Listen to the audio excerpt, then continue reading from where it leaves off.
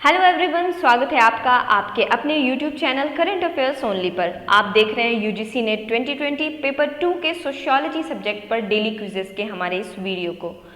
अभी हम कर रहे हैं चैप्टर 1 यानी क्लासिकल सोशियोलॉजिकल ट्रेडिशन, शास्त्रीय समाजशास्त्रीय परंपरा के क्वेश्चंस को सॉल्व। कल 25 क्वेश्चंस हुए थे। हमने आपसे कहा है कि हर चैप्टर से हम 100 से 200 क्वेश्चंस करेंगे, तो ये हम जरूर करेंगे। इसी वादे के साथ चलते हैं नेक्स्ट स्लाइड की ओर और शुरू करते हैं आज के इस क्विज को।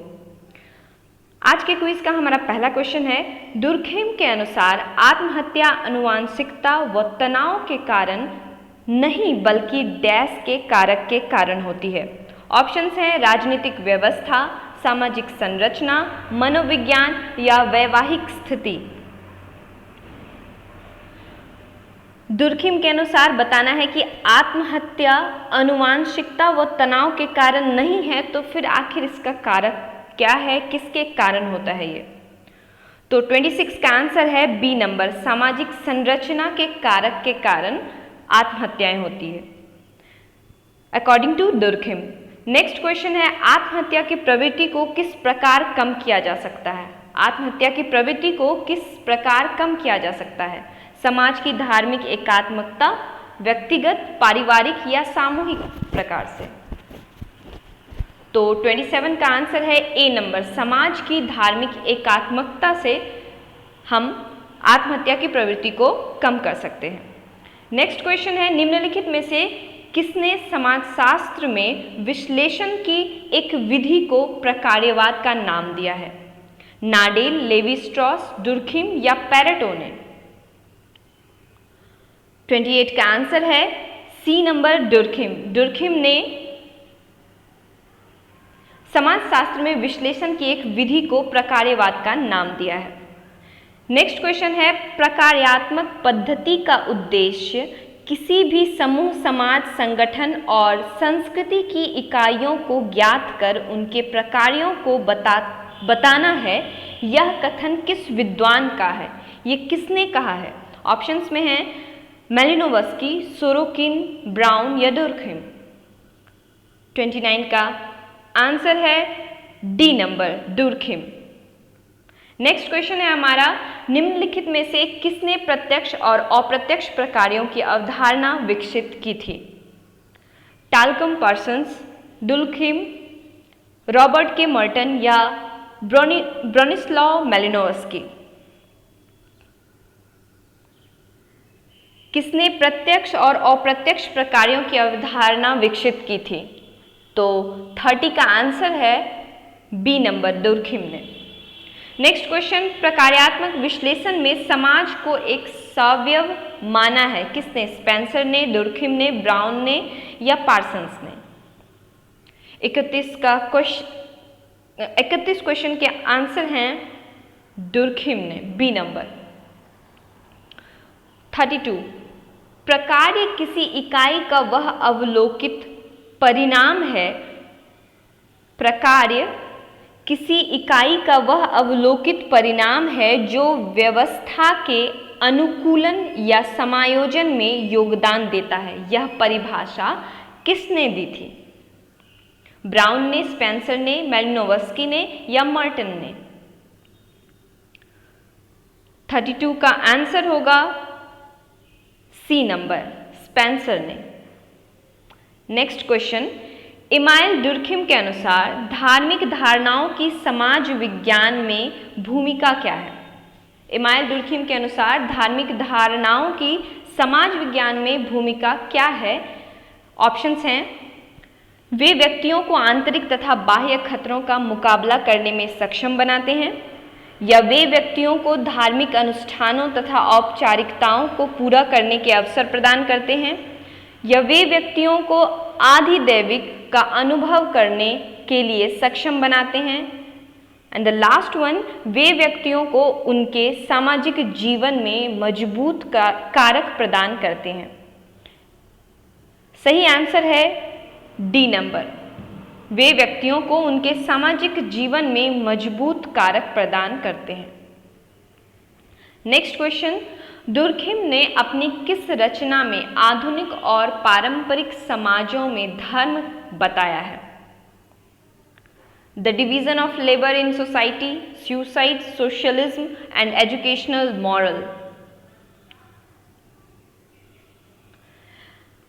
दुर्खिम ने किस रचना में, ये चारों दुर्खिम के ही रचना है, इसलिए इसको आप याद कर लीजिएगा। एक क्वेश्चन से 4 क्वेश्चंस निकल गए कि ये सारे the division of labour in society, suicide, socialism और एजुकेशनल मॉरल, ये चारों रचनाएं दुर्खिम के हैं। तो इन चारों में से किस एक रचना में आधुनिक और पारंपरिक समाजों में धर्म बताया गया है दुर्खिम द्वारा? तो आंसर है A number, the division of labour in society. Next question है, आधुनिक समाज किससे संचालित होता है? परंपरा से, समाज से, स्वनियमन से या व्यक्ति से? किससे? तो 35 का आंसर है सी नंबर, स्वनियमन से आधुनिक समाज संचालित होता है। नेक्स्ट क्वेश्चन है हमारा 36 नंबर, पारंपरिक और आधुनिक समाज पर नियम थोपने के लिए जिम्मेदार समस्या कौन सी है? कानून है इसकी जिम्मेदार, नैतिकता, परंपरा या विभ्रम? तो 36 नंबर का आंसर है विभ्रम। पारंपरिक और आधुनिक समाज पर नियम थोपने के लिए विभ्रम जिम्मेदार समस्या है। 37 क्वेश्चन नंबर, दुर्खिम ने व्यक्ति के स्थान पर किसकी प्रक्रियाओं के अध्ययन की बात कही है? दुर्खिम ने व्यक्तियों के स्थान पर किसकी प्रक्रियाओं के अध्ययन की बात की है? संस्था की, विचार की, समाज की या परिवार की? 37 नंबर का आंसर है समाज की। सुसाइड किसकी रचना है? अभी अभी पिछले क्वेश्चन में हमने पढ़ा कि suicide, socialism, the division of labour in society और एजुकेशनल मॉरल, ये सब दुर्खिम की रचनाएं हैं। तो सुसाइड किसकी रचना है? दुर्खिम की। सी नंबर आंसर होगा 38 का। 39 नंबर क्वेश्चन, दुर्खिम की प्रसिद्ध रचना सोशलिज्म कब बनाई गई थी, कब लिखी गई थी? सोशलिज्म दुर्खिम की रचना है, इसे कब लिखा गया था? तो आंसर है डी, 39 का आंसर है डी, वर्ष 1928 में, 1928 में। क्वेश्चन नंबर 40, मैक्स वेबर किस देश का समाजशास्त्रीय विद्वान था? मैक्स वेबर कहाँ के थे? जर्मनी, फ्रांस, रूस या अमेरिका? 40 का आंसर है ए नंबर, जर्मनी के थे। मैक्स वेबर जर्मनी के थे। समाजशास्त्र के प्रत्यक्षवादी विद्वान निम्नलिखित में से कौन है? Max Weber, Karl Marx, Durkheim या कार्ल मैनन? समाजशास्त्र के प्रत्यक्षवादी विद्वान निम्नलिखित में से कौन है? Max Weber, Karl Marx, Durkheim या कार्ल मैनन? तो 41 का आंसर है मैक्स वेबर। चलते हैं नेक्स्ट स्लाइड पे। नेक्स्ट क्वेश्चन हमारा 42 नंबर, मैक्स वेबर ने समाजशास्त्र की व्याख्या किस रूप में की है? मैक्स वेबर ने समाजशास्त्र की व्याख्या किस रूप में की है? व्याख्यात्मक, निर्वचनात्मक, विश्लेषणात्मक या ये सभी? 42 का आंसर बी नंबर, निर्वचनात्मक। नेक्स्ट क्वेश्चन 43, वेबर ने सामाजिक क्रिया का अध्ययन किस रूप में किया है? वेबर ने सामाजिक क्रिया का अध्ययन किस रूप में किया है? सामाजिक क्रिया को शारीरिक क्रिया से अलग करके, या सामाजिक क्रिया को शारीरिक क्रिया के साथ, सामाजिक क्रिया का सांस्कृतिक क्रिया के साथ, या उपयुक्त में से कोई नहीं? वेबर ने सामाजिक क्रिया का अध्ययन किस रूप में किया है? तो 43 का आंसर है ए नंबर, सामाजिक क्रिया का अध्ययन सामाजिक क्रिया को शारीरिक क्रिया से अलग करके उस रूप में किया है। नेक्स्ट क्वेश्चन हमारा, वेबर ने अपनी अध्ययन विधि को किस रूप में वर्णित किया है? वेबर ने अपनी अध्ययन विधि को किस रूप में वर्णित किया है? विश्लेषणात्मक विधि, सामाजिक विधि, आदर्श विधि या तार्किक विधि? तो 44 का आंसर है सी नंबर, आदर्श विधि।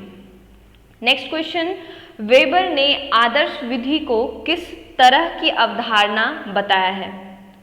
आदर्श विधि को वेबर ने किस तरह की अवधारणा बताया है? सामाजिक, नैतिक, सांस्कृतिक या मानसिक? 45 का आंसर है डी नंबर, ये मानसिक अवधारणा है अकॉर्डिंग टू वेबर। आदर्श प्रारूप को कितने स्तर में वर्णित किया जा सकता है? 2, 3, 4 या 5?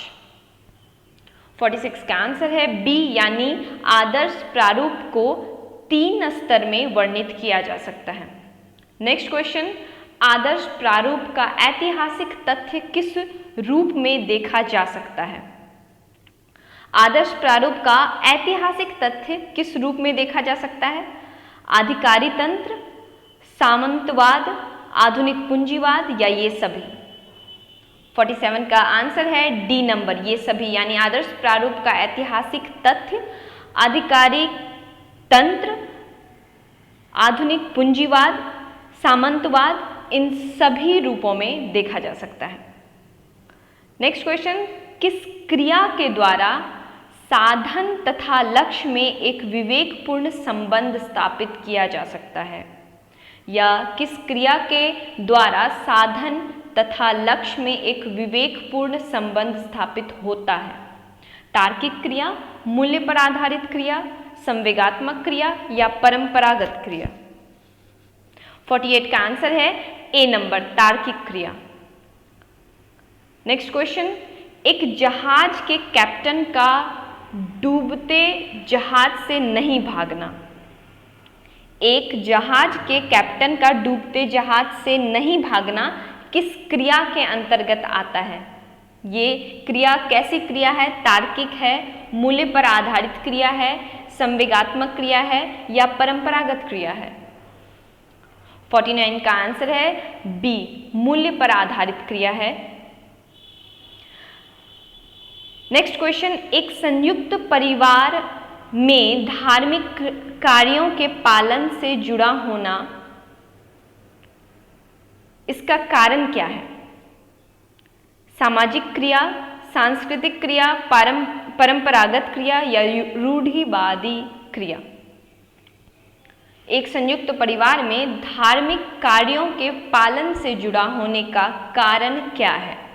सामाजिक क्रिया है, सांस्कृतिक क्रिया है, परंपरागत क्रिया है या रूढ़िवादी क्रिया है? 50 का आंसर है सी नंबर, परंपरागत क्रिया।